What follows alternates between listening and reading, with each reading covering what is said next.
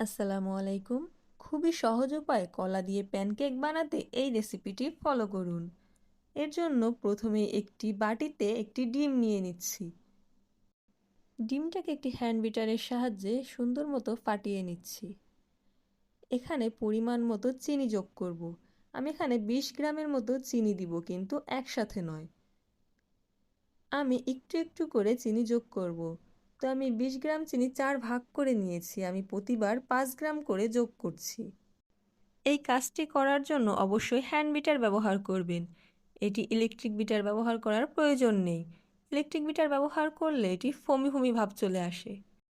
চিনি কিন্তু খুব সুন্দর করে মেশাতে হবে। এর জন্য হ্যান্ড বিটারটি খুব জোরে জোরে ঘোরাতে হবে, যাতে চিনি একদম মিহি হয়ে যায়। আমি হাত দিয়ে এটি দেখে নিচ্ছি চিনি মিহি হয়েছে কিনা। এরপর আমি এখানে বেকিং পাউডার দিচ্ছি ও একটু লবণ দিচ্ছি। এটি মেশানোর পর আমি একটি কলাকে কাঁটা চামচের মাধ্যমে ম্যাশ করে নিচ্ছি। যেহেতু আমি একটি ডিম দিয়েছি, তাই আমি এখানে একটি মাঝারি সাইজের কলা ব্যবহার করব। কলা ম্যাশ করা হয়ে গেলে তা মিশ্রণের সাথে মিশিয়ে তারপর আমি হাফ কাপের মতো ময়দা একটি ছাঁকনির সাহায্যে চেলে নিচ্ছি, যাতে কোনো দানাদার না থাকে। চালার পর আমি আলতো করে ডিমের মিশ্রণের সাথে ময়দা মেশাবো। ময়দার পর আমি এখানে 10 গ্রামের মতো গুঁড়ো দুধ ব্যবহার করছি।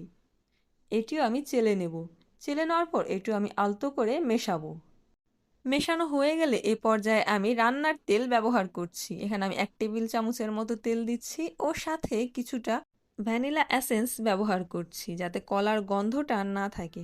এখানে থিকনেসটা কেমন হবে সেটা আমি দেখিয়ে দিচ্ছি। এটি খুব পাতলাও খুব ঘন কোনোটাই নয়। তারপর একটি প্যান গরম হয়ে আসলে তাতে আমি 1 চামচ পরিমাণ করে করে ব্যাটার দিচ্ছি। আমি এই চামচটি ব্যবহার করার কারণ যাতে প্রতিটি প্যানকেক সমান মাপের হয়। আমি প্যানকেকের মিশ্রণটি বা ব্যাটারটি অবশ্যই প্যানের মাঝখানে ব্যবহার করব। তারপর একটি ঢাকনা দিয়ে ঢেকে রেখে কিছুক্ষণ রেখে দিচ্ছি। তারপর প্যানকেকটি উল্টিয়ে কিছুক্ষণ আবারও ঢেকে রাখছি। সামান্য কিছুক্ষণ ঢেকে রাখার পর আমি প্যানকেকটি উঠিয়ে নিচ্ছি। এভাবেই আমি একে একে প্রতিটি প্যানকেক বানিয়ে নেব। এই প্যানকেকটি বানানো খুবই সহজ, আপনারা ঘরেই চেষ্টা করতে পারেন। আর এটি খেতেও কিন্তু খুবই মজা ও সুস্বাদু হয়। আমার বাচ্চা তো এটি রেগুলারই খেতে চায়।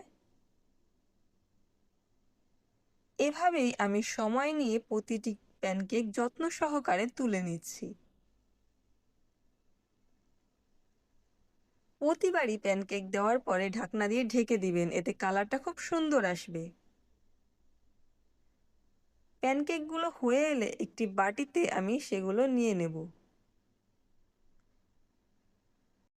1 ডিম ও 1 কলার প্যানকেক সাধারণত 6 থেকে 7টি হয়। ভিডিওটি ভালো লাগলে শেয়ার ও সাবস্ক্রাইব করতে ভুলবেন না। ভালো থাকবেন। আল্লাহ হাফেজ।